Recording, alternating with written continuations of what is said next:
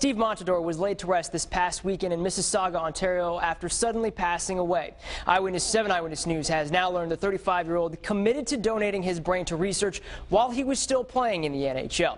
Dr. Charles Tatter, who is the project director for the Canadian Sports Concussion Project, was introduced to Montador following a game in Vancouver in 2011.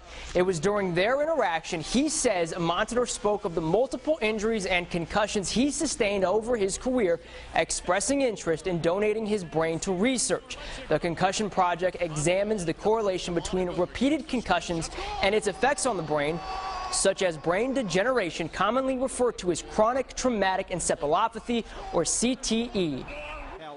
Our project is trying to figure out who gets it and why did they get it and not somebody else. Is it the number of concussions? Is it the years played?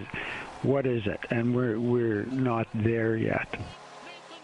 And his group released their findings 2 years ago after studying 6 brains from former players in the CFL. While each showed neurological decline, it was only determined 3 of those players had CTE. Now, the cause for death for Montador is still unknown. Dr. Tatter says once they receive his brain, it will take roughly 6 months to examine and release their findings in regards to the trauma he sustained. Now, Montador joined more than 200 former NHL players in a concussion lawsuit against the league in January.